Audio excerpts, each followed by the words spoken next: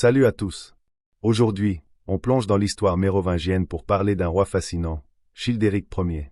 Ce roi franc du 5e siècle est surtout connu pour sa tombe richement décorée, découverte en 1653 à Tournai. Mais saviez-vous que certains indices, comme sa célèbre bague sigillaire, suggèrent qu'il pourrait avoir été noir? Alors, qui était vraiment Childéric Ier, et pourquoi cette théorie mérite-t-elle d'être explorée? C'est parti. Qui était Childéric Ier? Childéric Ier était un roi franc, fils de Mérové, le fondateur légendaire de la dynastie mérovingienne. Il a régné au 5e siècle, à une époque où l'Empire romain d'Occident s'effondrait et où les royaumes barbares commençaient à émerger. Childéric était un allié des Romains, mais aussi un chef guerrier redoutable. Il a joué un rôle clé dans la consolidation du pouvoir franc en Gaule, posant les bases du futur royaume de France. La découverte de sa tombe. En 1653, un ouvrier découvre par hasard une tombe richement décorée à Tournai, en Belgique. À l'intérieur, des armes, des bijoux, et surtout une bague sigillaire portant l'inscription Childerici Regis, Childéric le roi. Cette bague, aujourd'hui conservée à la Bibliothèque nationale de France, est un véritable trésor archéologique.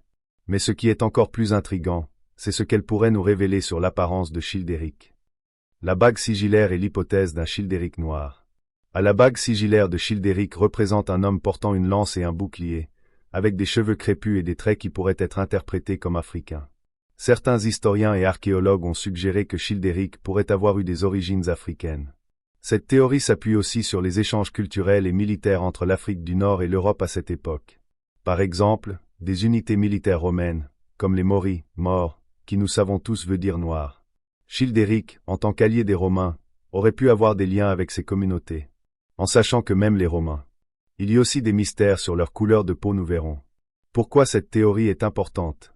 Alors, pourquoi est-ce important de se demander si Childéric Ier était noir? D'abord, parce que cela remet en question nos idées préconçues sur l'histoire européenne. L'Europe médiévale était bien plus diverse qu'on ne le pense souvent. Ensuite, cela montre que les identités culturelles et ethniques étaient fluides, même à cette époque. Enfin, cela nous rappelle que l'histoire est une discipline vivante, qui évolue avec les nouvelles découvertes et les nouvelles perspectives. L'héritage de Childéric Ier. Que Childéric ait été noir ou non, son héritage est indéniable. Il a posé les bases du royaume franc, qui deviendra plus tard la France. Son fils, Clovis Ier, est considéré comme le premier roi de France. Childéric nous rappelle aussi que l'histoire est faite de rencontres, d'échanges et de métissage. Alors, la prochaine fois que vous pensez à l'Europe médiévale, souvenez-vous que les rois mérovingiens, comme Childéric, pourrait bien avoir eu des histoires plus complexes et plus diversifiées qu'on ne l'imagine. Et voilà, c'est tout pour aujourd'hui.